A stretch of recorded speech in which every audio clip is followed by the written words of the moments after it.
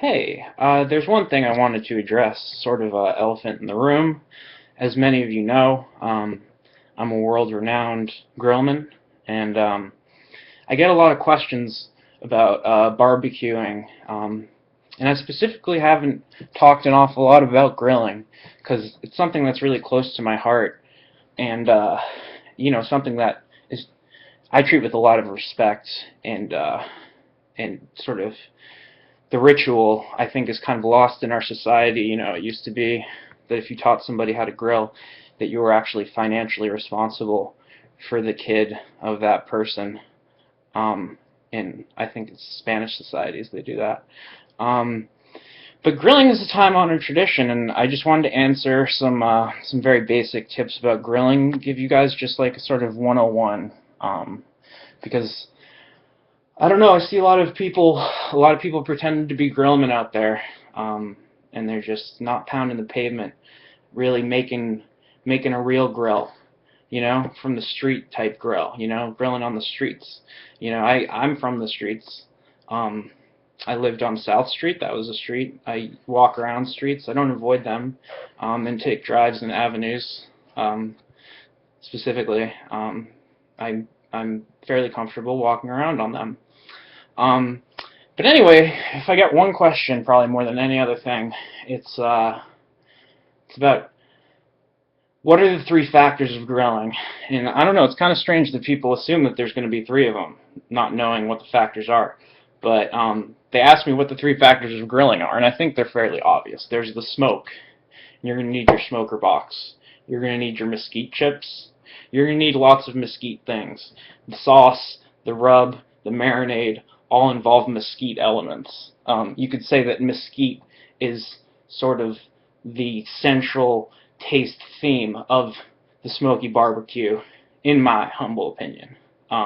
Being a grill master myself, though, my opinion is probably more valid than yours, or respected by more people. But if you really want to get that caramelization and that falling off the bone, expert grillman style, you're going to need your smoker box. You're going to need that big fork thing to poke into the meat to make sure if it's done properly, because it's dangerous to consume undercooked meat, and it's flavorless to consume. Oh, those rhymes. That's one of my new taglines. I'm gonna fucking, for my grill, my next installment of my 12-part How to Be an Expert Grillman book series that I'm doing, books on tape for you people, because you're fucking idiots. You probably never even fucking know how to read a book or something. But you got your smoker box, you got your spatula. A lot of people wonder how big your spatula should be, and this is a subject of great dispute, highly controversial. How big does your spatula need to be? I'm of the mind that the bigger your spatula is, the more impressive of a grillman you are.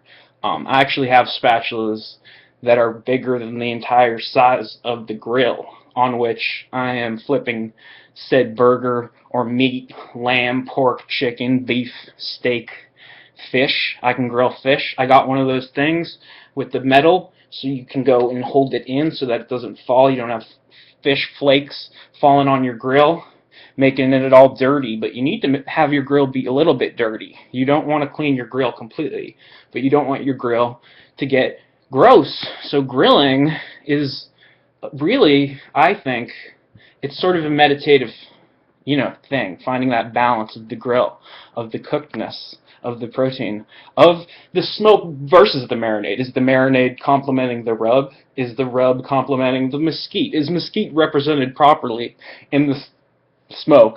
Is the rub balanced out by the tenderness, the juicy caramelization of the meats? Is the dry aged beef superior to the Wagyu beef, to the Kobe beef, to the regular beef? Am I going to be a beef snob? Is that what I'm going to do? Am I going to spatchcock the chicken? Or am I going to just fucking throw on the legs and the fucking breast separate? Or am I going to spatchcock it? Am I going to bind the back of it, spatchcock a turkey? I even grill a turkey. Most people, they're like, I'd put that in the oven. But I'd say, grill your fucking turkeys and smoke mesquite and fucking, and then, yeah, so if you don't like the weather around, you should wait for 5 minutes.